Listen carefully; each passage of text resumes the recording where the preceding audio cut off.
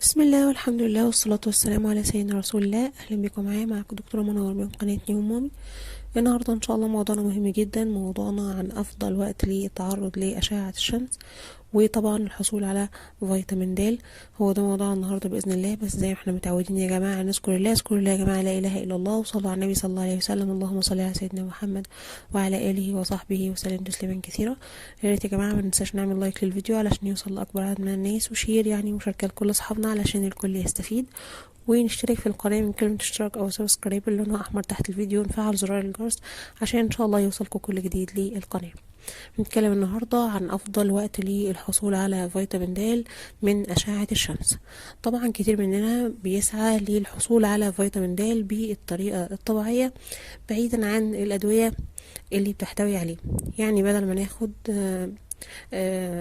مكملات غذائية تحتوي على فيتامين د ناخدها بصورة طبيعية من أشعة الشمس.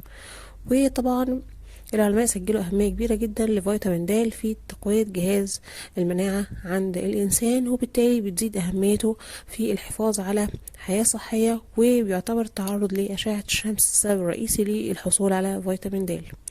وطبعا كتير من الناس عندها معتقدات خاطئة عن طريقة الحصول على فيتامين د من خلال التعرض لأشعة الشمس، واللي من بينها ان الجلوس طبعا مثلا عند الشباك بالقرب من ضوء الشمس كافي عشان نتلقى ما يحتاجه الجسم من فيتامين د. وده طبعا معتقد خاطئ جدا، والمفروض ان احنا ناخد الاحتياج الكافي من فيتامين د.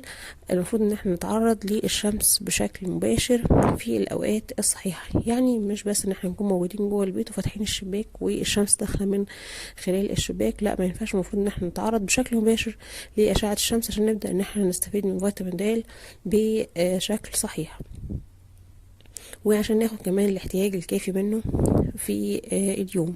المفروض ان احنا نتعرض للشمس بشكل مباشر طبعا، بس في الاوقات الصح، لان اشعة الشمس طبعا مش دايما بتكون مفيدة. في بعض الأوقات بتكون أشعة الشمس ضارة على الجسم وضارة على البشرة، وبتسبب تجاعيد، بتسبب بقع وتسببات في البشرة، وبتكون خطر أكتر من فايدتها. فالمفروض نعرف ايه الأوقات الصح اللي احنا نتعرض فيها للشمس، ومن أفضل الأوقات للحصول على فيتامين د من خلال التعرض لأشعة الشمس في الصيف، يمكن من الساعة 8:30 صباحا ل10:30 صباحا برضو.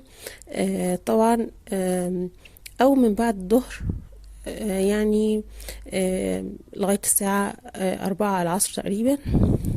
ده بيكون وقت مناسب. بعد الظهر طبعا بساعتين على الأقل وقت العصر، ده بيكون الشمس برضو تكون مناسبة، تكون خفيفة، ما تكونش فيها الأشعة الضارة اللي بتأثر على البشرة بشكل سلبي. وفي موسم الشتاء ممكن ان احنا نعمل ده برضو، نتعرض لأشعة الشمس الساعة 10 صباحا للثانية ظهرا. بتكون طبعا الشمس في فصل الشتاء أخف شوية، وبرضو نقدر ان احنا نقعد فيها بشكل كويس علشان نستمد منها فيتامين د بشكل كبير جدا. يمكن اغلبنا عنده نقص في فيتامين د، والتعرض لأشعة الشمس طبعا بيدينا احتياجاتنا الكافية من فيتامين د. ده غير طبعا فيتامين د بيكون موجود في السمك والألبان ومنتجات الألبان والزبادي والبيض والحاجات دي كلها بيكون فيها فيتامين د. والتعرض لأشعة الشمس طبعا زي ما قلنا في الداخل من الشبابيك او النافذة ما بيؤديش لتكون فيتامين د طبعا. والايام اللي فيها غيم او الاماكن اللي فيها ظل طبعا دي كلها ما بتعرضناش للكميه المطلوبه لفيتامين د اللي المفروض ياخدها الجسم، بتقلل من انتاج الفيتامين في الجلد بشكل كبير. يا رب باذن الله الفيديو يكون مفيد ليكم النهارده. ما تنسوناش من دعواتكم في امس الحاجه للدعاء. الله مشفي مرضانا ومرضى المسلمين، امين يا رب العالمين. ما ننساش يا جماعه نعمل لايك للفيديو علشان يوصل اكبر عدد من الناس، وشير يعني مشاركه لكل اصحابنا علشان الكل يستفيد. نشترك في القناه من كلمه اشتراك او سبسكرايب موجوده تحت الفيديو، ونفعل زرار الجرس عشان ان شاء الله يوصلكم كل جديد للقناه. واي حد عايز مني اي حاجه بيسيبها لي في الكومنتس وانا برد عليها ان شاء الله بنفسي، او بنعمل حلقه مخصوص لان الموضوع مهم جدا. بنعمل حلقه مخصوص للكومنت ده، وان شاء الله كلنا نستفيد مع بعض. استودعكم الله، والسلام عليكم ورحمه الله وبركاته. وما تنسوش يا جماعه اللايك والاشتراك في القناه.